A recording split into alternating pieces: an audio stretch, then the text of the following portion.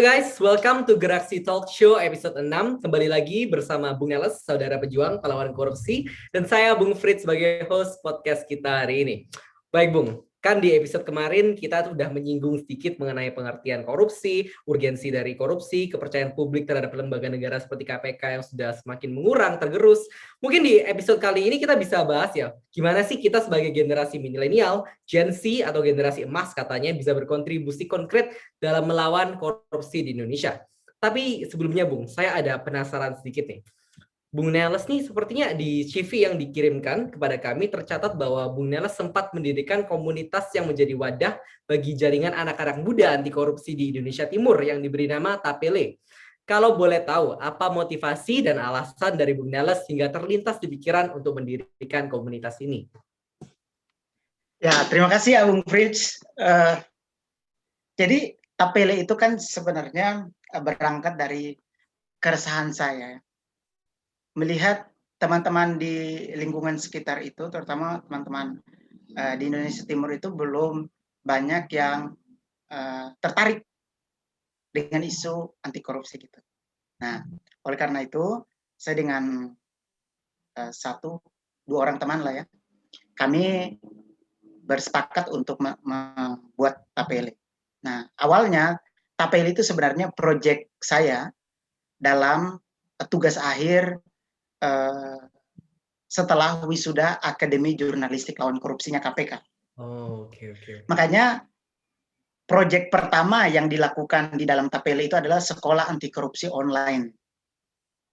Jadi pesertanya itu adalah teman-teman dari Papua dan Papua Barat. Nah, ini komunitas sebenarnya yang mau membangun kesadaran bahwa penting bagi kita untuk memperhatikan isu korupsi, HAM, dan akses keadilan. Karena saya tahu, karena kebetulan kan saya 3 tahun di Timika, Papua gitu kan. Jadi saya tahu benar bahwa soal transparansi itu masih sangat kurang. Soal mengakses informasi itu masih sangat kurang. Orang-orang tertentu saja, paling jurnalis yang tahu cara itu. Mahasiswa tidak punya kebiasaan untuk men-challenge aparat, ya kan? Dalam konteks ini ya, harus membuka misalnya informasi anggaran dan seterusnya, itu sebagai contoh aja. Sehingga ya kami maunya adalah tempat ini menjadi wadah belajar bersama dan wadah komunikasi. Nah, kira-kira itulah gambaran umum pendirian ini. Jadi kalau teman-teman mau cek Tapele itu bisa di @tapele.id di Instagram. Menarik sekali ya penjelasannya mengenai latar belakang dari Tapele ini. Tapi dari komunitas Tapele yang sudah Bung Neles bangun tersebut, kira-kira apa harapan dari Bung Neles ke depannya untuk Tapele tersebut? Ya, tentu saja harapannya adalah semakin banyak kita bisa menjangkau teman-teman muda lainnya yang punya kepedulian yang sama dalam isu ini. Lalu yang kedua adalah kita bisa melakukan sesuatu, misalnya melakukan edukasi, pendidikan, atau mungkin penelitian-penelitiannya, karena kami juga ke depan ini bakal mungkin dalam waktu dekat ini bakal melakukan penelitian tren vonis anti korupsi kasus korupsi ya di wilayah Indonesia Timur gitu. Nah, yang terakhir harapannya adalah dalam jangka panjang itu kita bisa menjadi semacam komunitas, tapi juga mengadvokasi gitu. Jadi komunitas yang bisa mengadvokasi kebijakan. Nah, itu harapannya. Menarik sekali. Semoga harapan tersebut terwujud ya tentunya Bung Neles. Nah, Amin. sekarang kita akan masuk ke inti pembahasan kita mengenai generasi muda. Tapi sebelumnya saya ada poin menarik sendiri bahwa generasi muda nih kebanyakan mereka yang masuk ke dunia feminisme, mereka lebih open minded nih. Nah, Bung Neles ini sepertinya salah satu penggiat dari feminisme ini sendiri. Kira-kira bisa dijelasin nggak, Bung? Apa hubungannya antara korupsi dengan feminisme tersebut dan bagi kaum wanita terutama? Seperti apa itu, Bung?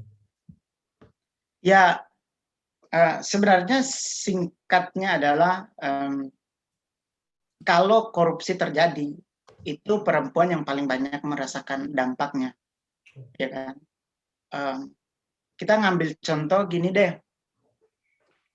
soal menyajikan makanan saja, sederhana sekali. Kalau tidak ada air, itu tidak bisa masak.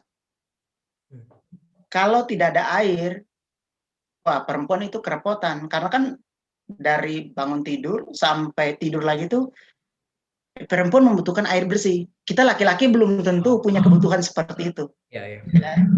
Jadi bayangkan kalau misalnya nih di satu daerah tertentu proyek PDAM dikorupsi, ayo tidak jadi, tidak tersalurkan air bersih ke rumah-rumah, itu perempuan kena dampaknya tuh sangat besar. Jadi itu hanya untuk menggambarkan bahwa kalau dari sudut pandang feminisme itu ya kira-kira seperti itu. Nah, kebijakan yang lain tentu ada banyak. Implikasi yang lain tentu ada banyak gitu dari situasi koruptif. Begitu sih.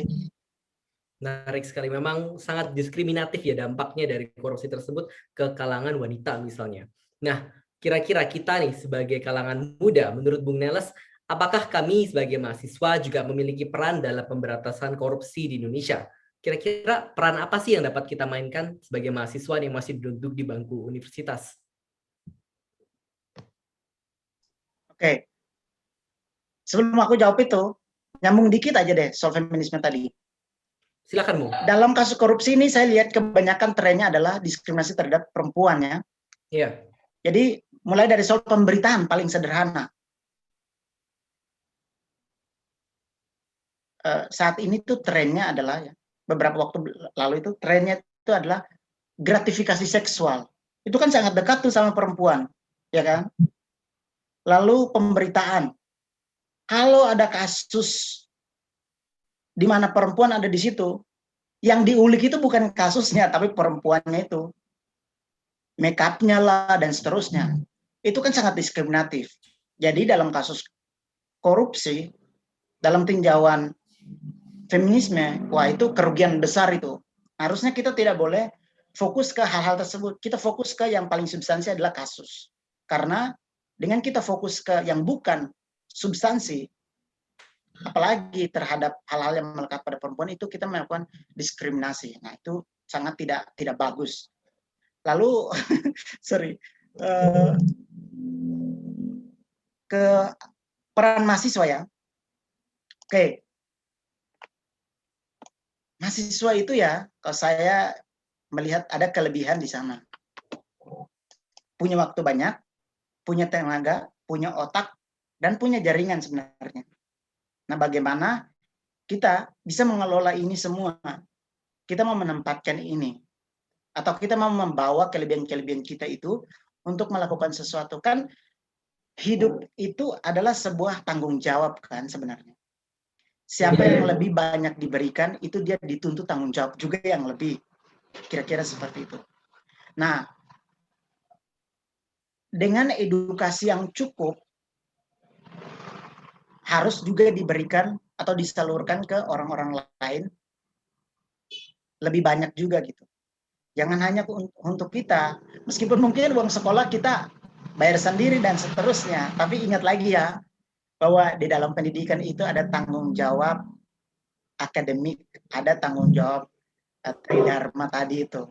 Jadi ini cukup menurut saya ini landasan yang sangat Filosofis mungkin ya. Ya, jadi kita nggak boleh melupakan hal-hal tersebut. Nah, karena kita punya kelebihan-kelebihan itu ya, harus dibagikan bukan untuk berpamer-pamer, melainkan untuk membantu. Ingat ya, orientasi tanggung jawab pendidikan tinggi itu adalah untuk kepentingan banyak orang. Betul sekali. Mungkin kita memperhatikan ke orang-orang di lingkungan RT RW kita saja. Itu sudah bagus. Karena kan kepentingan mereka juga di situ gitu. Ada kepentingan orang lain juga di sana. Nah, lalu setelah kita punya semua kelebihan-kelebihan tadi ya, hal-hal praktis misalnya yang bisa kita lakukan apa? Salah satunya seperti diskusi. Diskusi itu adalah sebuah sarana untuk membangun wacana, ya kan? Nah, semua kebijakan itu berawal dari wacana. Kalau kita tidak pernah berwacana, jangan berharap kebijakannya itu baik gitu loh. Jangan berharap ada semacam atau jangan berharap suara kita, harapan kita itu bisa terdengar. Karena apa? Kita tidak pernah menyuarakan itu. Nah, bikin kajian-kajian. Saya sangat senang karena waktu Omnibus Law kemarin itu banyak sekali teman-teman dari perguruan tinggi itu mengeluarkan kajian-kajian soal Omnibus Law. Bagaimana Saya juga kedudukan salah satunya loh, by the way. ya Omnibus Law dengan undang-undang cipta, Omnibus Law dengan ketenaga kerjaan, dengan manusia, soal penegakan hukum, korupsi dan seterusnya. Itu sangat bagus sekali. Menulis itu salah satu. Kenapa menulis?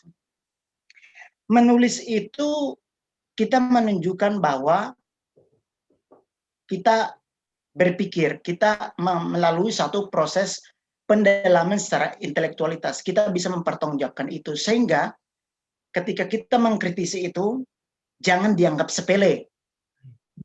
Jadi pesan yang kita sampaikan dalam konteks itu tuh jangan pernah dianggap sepele tuntutan kami ini. Makanya wadah menulis itu penting. Nah, menulis ya, kalau untuk menulis dalam sisi lainnya, kita kan mengukir ya rekam jejak kita. Nah, teman-teman nih suatu kelak bakal menjadi seorang birokrat, katakanlah pejabat publik dan seterusnya. Rekam jejaknya itu bisa terlihat, wah dulu dia banyak yang melakukan kajian-kajian seperti ini. Atau mungkin ketika nanti mau bekerja, orang-orang di corporate misalnya melihat, wah ini bagus ini. Kenapa? Karena teman-teman itu kita dilihat sebagai orang-orang yang peduli. Orang menulis itu kan orang peduli, orang yang kritis, orang yang mau berpikir gitu. Nah, kira-kira begitu. Lalu mungkin cara lainnya, cara praktis lain adalah kegiatan-kegiatan lain, misalnya kayak bikin musikal anti korupsi. Jadi berdiskusi gini tapi diselingi dengan musik dan seterusnya. Itu menarik sekali.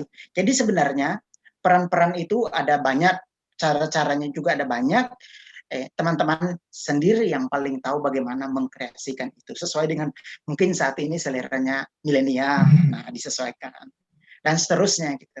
Nah, kalau itu bisa dilakukan, ya saya rasa itu juga bakal bisa mendorong banyak orang untuk bisa aktif, tertarik dan terlibat dalam gerakan ini, sama seperti teman-teman yang hebat ini gitu. Jadi ya saya sih mendorong teman-temannya buat bikin banyak diskusi, bikin banyak kajian, juga menulis ya. Sekarang sepertinya mudah kok untuk menulis itu gitu. Maksudnya untuk mempublikasikan karya itu cukup mudah saat ini. Jadi ya coba. Oke. Jadi tentu justifikasi secara filosofis untuk kenapa sih kok mahasiswa itu harus menyuarakan pendapatnya melawan anti korupsi adalah karena kita yang sudah mempunyai agent of change ya. Gitu. Yes, agent of change haruslah sharing ke orang lain juga untuk membuat baiklah kelayakan di hidup mereka juga. Haruslah tanggung jawab itu ya internal ya di setiap orang pastinya. Lalu tentunya cara-cara yang bisa kita lakukan adalah menyuarakan pendapat kita dengan menulis tentunya ya. Tulisan, membuat kajian, melakukan diskusi seperti yang sekarang kita lakukan. Ya, macam-macam lah ya, bikin podcast ya, dan bikin lagu mungkin, bikin puisi. Ya bebas lah pokoknya itu. Lalu kira-kira untuk misalnya mahasiswa yang biasa nih, mahasiswa yang biasa-biasa aja, dia nggak ikut organisasi, dia nggak ikut band atau untuk buat sinema mengenai anti korupsi, kira-kira apa sih yang bisa dilakukan oleh mahasiswa-mahasiswa yang dari biasa-biasa aja, atau kita bilang kupu-kupu lah, kuliah pulang untuk bisa kuliah pulang. Gimana, Bu? Yang penting peduli sih. Jadi nggak perlu pintar. Pintar itu bukan syarat mutlak. Nggak perlu cerdas. Yang paling penting adalah peduli, ya kan? Yeah. Meskipun kuliah pulang, tapi kalau di samping kiri kanan ada tetangga, masyarakat nih ada kesusahan apa-apa, mungkin ya bisa nih gitu. Saya bisa bantu nih kira-kira ya kan. Di RT lingkungannya ya, ada sesuatu hal, saya bisa bantu kira-kira gitu. Jadi ya kalau teman-teman yang tidak berada dalam struktur kepengurusan misalnya di lembaga mahasiswa gitu kan, sebenarnya tidak mesti ya perjuangan atau untuk mengetahui sesuatu itu melalui struktural, enggak. Tapi kita ingat kembali sebagai seorang mahasiswa itu tanggung jawabnya tuh berat loh, maha besar kan.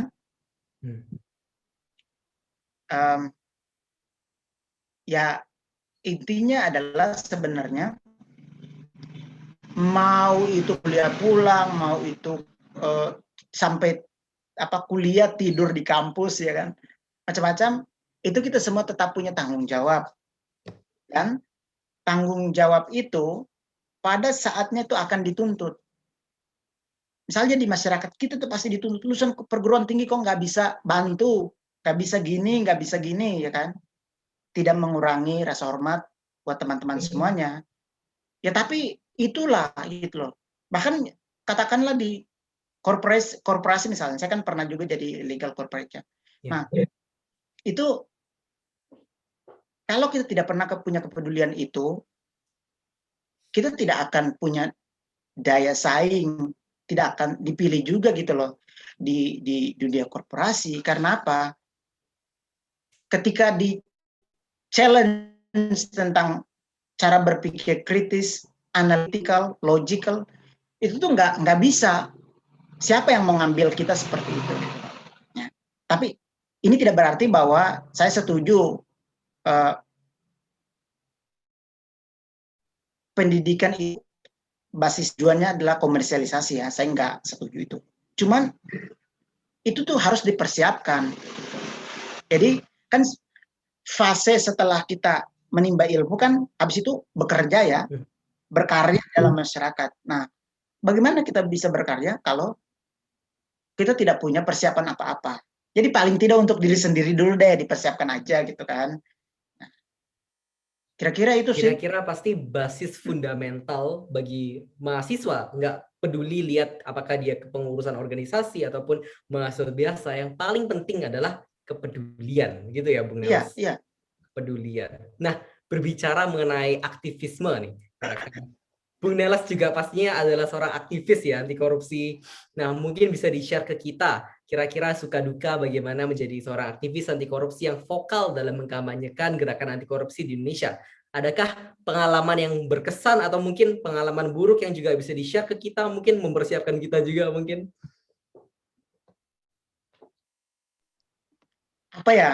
Sebenarnya gini ya, saya dalam dunia aktivisme anti korupsi ini kan belum lama. Baru saja tentunya ada teman-teman, ada senior yang jauh lebih banyak pengalaman mereka gitu kan. Cuman ada hal-hal yang selalu menjadi perenungan dan menurut saya itu menarik. Ya, ketika misalnya nih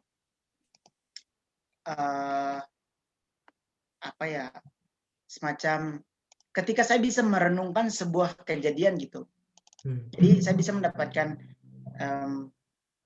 insight baru atau saya bisa dapatkan jawaban dari perenungan itu. Sebenarnya itu yang paling berkesan. Nah, sejauh ini memang ada beberapa hal kayak misalnya diskusi tiba-tiba nggak bisa dan seterusnya kan.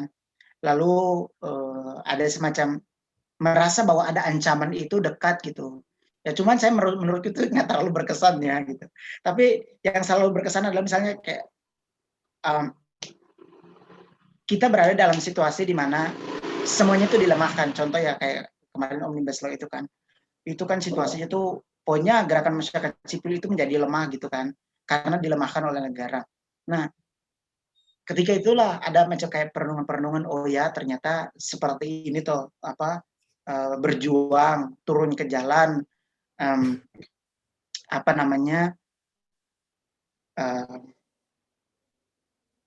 susahnya memberikan pendapat, memberikan saran kepada negara.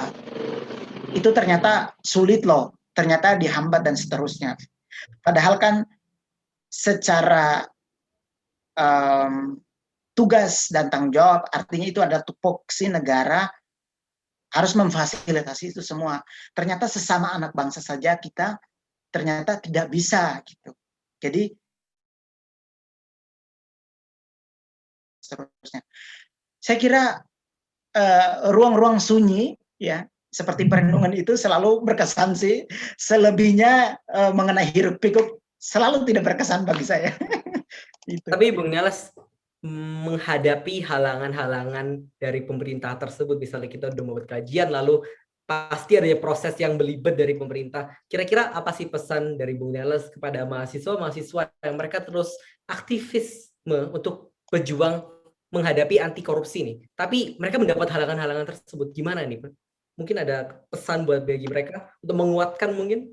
Ya, semangat. Apa ya? Mungkin ada dua hal. Oke. Yang pertama, kita perkuat dulu kapasitas diri. Karena kan challenge di luar ada banyak. Kalau kita mau didengarkan minimal, itu kan yang dikeluarkan dari mulut kita, omongan kita tuh ya, setidaknya berkualitas sedikit ya.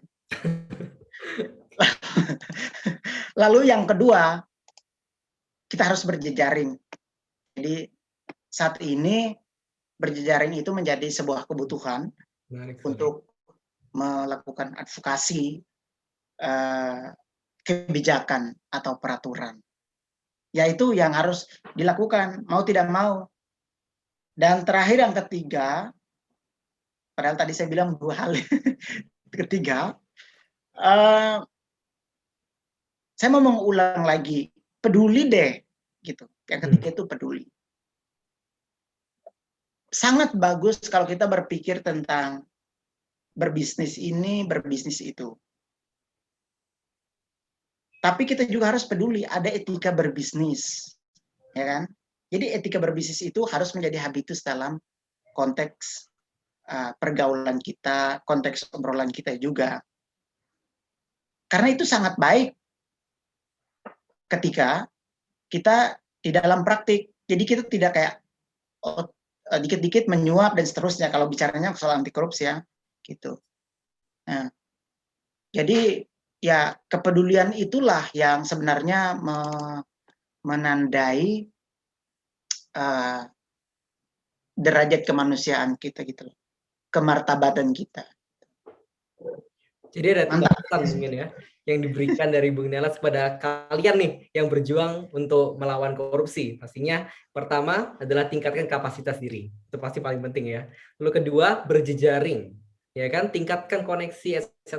untuk kalian mempunyai massa tentunya. Lalu ketiga, yang pasti yang paling penting menurut saya ya, adalah kepedulian. Tingkatkan kepedulian Anda terus-menerus. Nah, tapi dari 3 ini ada satu yang saya menarik sekali nih, Bung, yaitu mengenai jejaring. Nah, bicara mengenai jaringan ya, saya rasa banyak sekali di zaman sekarang tentunya di zaman media sosial yang sangat booming terutama di anak-anak muda di mana mereka menggunakan platform media sosial ini seperti di Twitter, di Instagram, Instastory untuk menyuarakan suara mereka atau mengadvokasikan gerakan anti korupsi misalnya. Contohnya saja pada Omnibus Law kemarin banyak nih kajian-kajian yang di-share oleh teman-teman melalui platform media sosial untuk mendapatkan awareness yang lebih tinggi. Kira-kira menurut Bung Neles, apakah masa depan dari advokasi mengenai gerakan anti korupsi misalnya ada di platform media sosial ini? Bisa saja karena perkembangan menunjukkan bahwa kita bisa melakukan perubahan dari sana. Jadi ya itu sarana menggunakan platform di media sosial itu baik juga.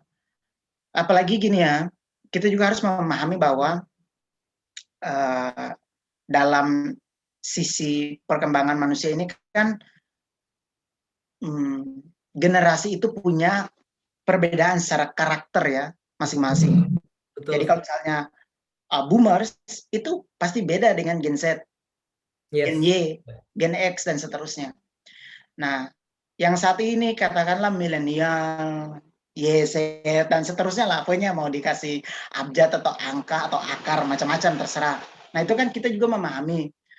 Makanya dengan menggunakan platform media sosial itu kita kan biasanya menyajikan informasi yang informatif dan menarik ya kan.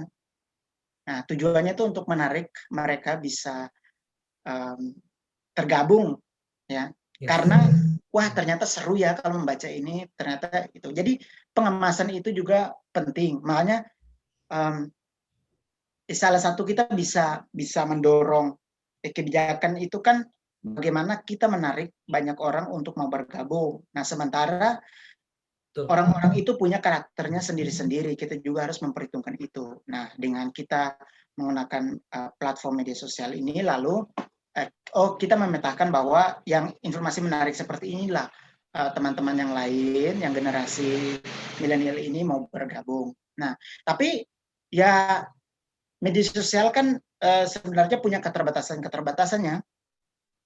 Memang secara misalnya penyebaran informasi dia lebih mudah, tetapi belum tentu itu bisa mendongkrak perubahan gitu.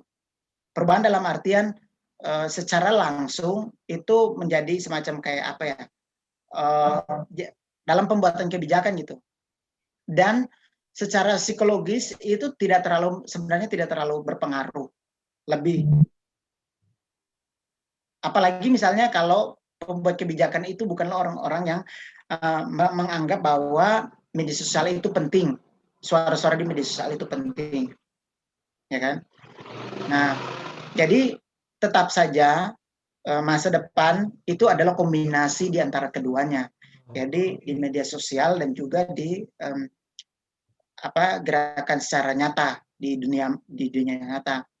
Kemarin misalnya dalam konteks gerakan reformasi di korupsi itu kedua-keduanya berjalan kan, jadi penyebaran informasi ada di media sosial itu justru milenial banyak yang turun, itu sangat bagus sekali karena kemasan informasi menarik untuk menarik mereka turun, bisa jalan bareng-bareng. Nah, disitulah kita bisa melakukan satu pressure ke pembuat kebijakan. Jadi sebenarnya dua-dua ini bisa dipakai sih.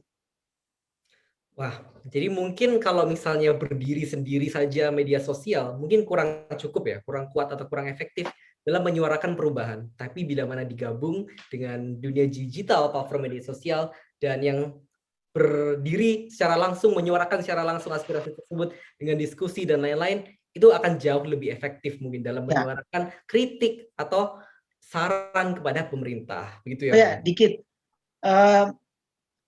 Tapi kita jangan pernah menganggap sepele ya bahwa media sosial itu tidak powerful. Itu sangat powerful.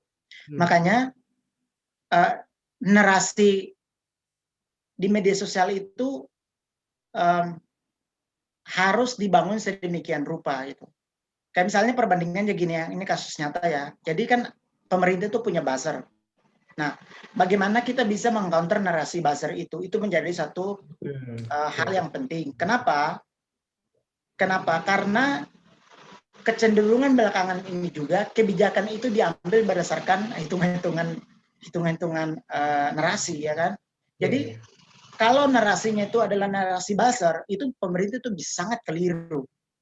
Bisa sangat keliru karena apa? Menganggap bahwa situasi di lapangan itu sudah aman-aman saja. Padahal sebenarnya jutaan orang yang lain ya berbanding dengan buzzer yang mungkin ratusan saja itu menolak. Sementara buzzer bisa menaikkan yang namanya trending topik.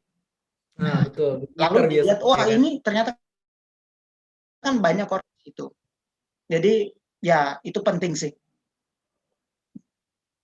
Jadi memang potensi dari sosial media di ranah untuk menyuarakan aspirasi kepada pemerintah memang sangat besar Ya, tentunya betul. ke depannya. Dan mungkin bisa teknologi. saja itu perannya menjadi sangat signifikan lagi kala pemerintah itu bisa mendigitalisasi ya governance-nya secara menyeluruh gitu. Karena kan sampai sejauh ini meskipun ada klaim bahwa di pemerintah itu terjadi misalnya kayak e-pengaduan dan seterusnya kan itu belum berjalan dengan maksimal. Nah, semisal itu ke depan terdigitalisasi dengan baik semuanya, itu menjadi sarana yang sangat baik lagi gitu. Memang kadang perubahan itu datang dari hal yang paling simpel ya. Nah, bagi kalian anak-anak muda yang pasti mempunyai HP, mempunyai laptop, bisa untuk menyuarakan aspirasi kalian juga dengan yang paling simpel adalah dengan melawan buzzer-buzzer dari pemerintah tersebut, ya kan? Jadi sangat simpel tentunya. Kita tinggal ketik-ketik di HP kita, udah bisa berkontribusi juga gitu loh ternyata teman-teman, ya kan? Semuanya itu mulai dari yang paling simpel. Iya, aku juga kan belakangan ini ya nonton TikTok tuh. Meskipun isinya ya banyak yang goyang-goyangnya, tapi ada juga beberapa yang melakukan edukasi-edukasi. Iya, iya. Bukan soal korupsi juga, tapi mungkin soal bagaimana melihat suatu kekerasan di dalam masyarakat. Apakah calling itu adalah sexual harassment atau mungkin sexual violation dan seterusnya lah kira-kira gitu. Yang nimbrung di situ ternyata ribuan orang gitu. Wah ternyata ini bagus banget. Banyak meskipun ada pro kontra, tapi yang kayak gitu-gitulah. Artinya kan media sosial juga menjadi sekarang ini tuh menjadi satu dunia tersendiri kan, yang rasanya ya kita semua sudah mulai masuk ke sana, di samping kita juga ada di dunia nyata gitu. Tapi ada satu hal yang saya menjadi penasaran nih, karena sangat simpel sekali untuk perubahan tersebut datang dari misalnya kita tinggal ketik di HP kita tinggal lihat video TikTok, terus kita berdiskusi di situ. Tapi mungkin apakah perlu adanya suatu kebebasan yang juga bertanggung jawab misalnya saat kita mengetik tweet kita di Twitter mungkin? Sepakat saya, harus itu. Kebebasan itu bukanlah tanpa tanggung jawab, tapi kebebasan itu bertanggung jawab. Jadi konteks tanggung jawab itu supaya apa? Ada ketertiban dan juga tidak melanggar hak-hak orang lain, itu saja. Menarik sekali. Oke. Mungkin kita sudah berdiskusi panjang lebar. Mungkin pertanyaan terakhir nih untuk Bung Neles. Kira-kira hal yang ingin Bung Neles sampaikan kepada pihak KPK atau pihak pemerintah yang mungkin saja menonton video ini apa sih? Aku ada aspirasi gini ya. Pertama, saya tuh masih berharap ya Presiden itu bisa membatalkan undang-undang KPK melalui Perpu.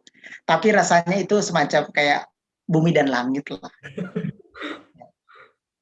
Karena ya itu pelemahan secara sistematis melalui regulasi. Saya juga berharap sekarang kan banyak nih pengujian undang-undang yang bermasalah itu di MK kan. Sangat berharap supaya MK itu bisa membatalkan undang-undang tersebut. Ada undang-undang KPK, undang-undang Minerba, terus undang-undang MK juga, MK sendiri nih, ya. Itu tuh harus dibatalkan juga. Lalu terhadap undang-undang Omnibus Law yang mungkin beberapa pasal ya yang diujikan itu juga memang harus dibatalkan. Kenapa begitu? Karena undang-undang itu kalau tidak dibatalkan, pertama dia akan menjadi presiden yang sangat buruk dalam konteks legislasi. Karena dia dilahirkan melalui proses legislasi yang koruptif. Proses legislasi yang melanggar hak-hak hukum masyarakat, yang melanggar prosedur formil undang-undang. Jadi kalau kita membiasakan membuat satu perundang-undangan dengan cara-cara yang keliru, cara-cara yang menabrak hukum, cara-cara yang semaunya saja, itu ke depan akan terus berulang dan tidak menutup kemungkinan bahwa undang-undang lain yang mungkin kita sangat berkepentingan di sana itu melalui proses yang sama. Hanya karena ada tuntutan segera dilakukan perubahan dan tuntutan itu berasal dari mungkin kalangan yang punya power secara ekonomi atau politik. Karena apa? Kecenderungan dorongan kebijakan dari mereka yang mempunyai power ekonomi dan politik adalah untuk mempertahankan kekuasaan semata, ya kan? Jadi bukanlah dorongan untuk kepentingan publik atau dorongan untuk perbaikan yang lebih baik gitu. Nah, kalau ke KPK sih sebenarnya sangat berharap ya bahwa cara pandangnya KPK itu masih melihat korupsi itu sebagai kejahatan luar biasa. Karena dalam fit and proper test kemarin itu rasa-rasanya saya bisa membaca ada persepsi dari komisioner itu bahwa korupsi itu ya bukan lagi yang luar biasa, kejahatan yang luar biasa. Nah, lalu penuntasan kasus-kasus itu penting juga ya. jangan terlalu banyak show off gitu kan. Yang nyata aja deh kerjanya sama seperti yang lalu-lalu itu. Nah, Harun Masiku itu ditangkap gitu loh. Jadi masuk ke korupsi-korupsi politik itu yang paling penting sih menurutku kalau untuk KPK. Gitu. Mungkin kata-kata atau quotes-quotes pesan-pesan terakhir nih untuk para viewer atau mahasiswa-mahasiswa yang menonton. Ada Ada. nggak? Saya sangat tertarik Oke. ya dengan quotes dari Mother Teresa. Uh, Mother Teresa itu silakan. mengatakan ya, kita tidak bisa melakukan gimana sih? Intinya gini, kita bisa melakukan, belum tentu ya kita bisa melakukan sesuatu yang besar sekali ya. Ya, Tapi betul. kita bisa melakukan sesuatu yang kecil dengan cinta yang besar. Jadi kalau teman-teman menginginkan perubahan, mari kita lakukan dulu dari hal kecil. Membangun persepsi kita dengan baik, dengan benar, membangun kapasitas diri kita, bertukar pikiran dengan teman-teman, mau untuk peduli dengan isu-isu yang ada di sekitar kita. Itu aja. Jadi hal-halnya tuh kecil, tapi sebenarnya punya dampak yang lebih besar ke kita, bahwa ketika kita misalnya di konteks bekerja pun kita akan peduli ya kan ke pekerjaan kita dan segala macam gitu. Apalagi dalam konteks paling besar adalah soal kebijakan negara yang belakangan ini cenderung sangat menguntungkan kelompok tertentu. Jadi ya gitulah. Kan kita sebagai rakyat kecil ya. Jadi meskipun sebenarnya kita tuh mayoritas, rakyat itu mayoritas. Ya yang kelompok oligarki itu, oligark itu ya kecil sekali. Tapi ya mereka berkuasa. Apa kita nggak tertantang tuh gitu. Kalau ini ya dikit lagi ya. Data dari World Bank ya mengatakan bahwa penguasaan kekayaan di Indonesia itu kan hanya 1% ya. Apa tuh? 50% lah ya. Itu hanya oleh 1% orang Indonesia. Nah, kalau kita melihat misalnya tambang-tambang besar di Indonesia ini itu ternyata miliknya politisi semua loh. Miliknya ketua umum lah, afiliasinya ke sana dan seterusnya. Padahal apa, tambang-tambang tersebut sudah terlanjur merusak orang-orang, kehidupan orang-orang. Katakanlah di Kalimantan ya kan, banyak banget tuh kolom bekas tambang itu tidak pernah tidak direklamasi. Bayi-bayi ke situ jatuh dan meninggal di dalam kolom itu, sangat miris sekali itu. Masyarakat tercemari ya airnya, lalu menderita penyakit dan seterusnya. Jadi mungkin kita berpikirnya itu nggak hanya satu sebab, satu dampak, tapi juga bisa melihat ke hal-hal yang lain gitu loh. Nah, itu dimulai dengan hal kecil, yaitu soal kepedulian.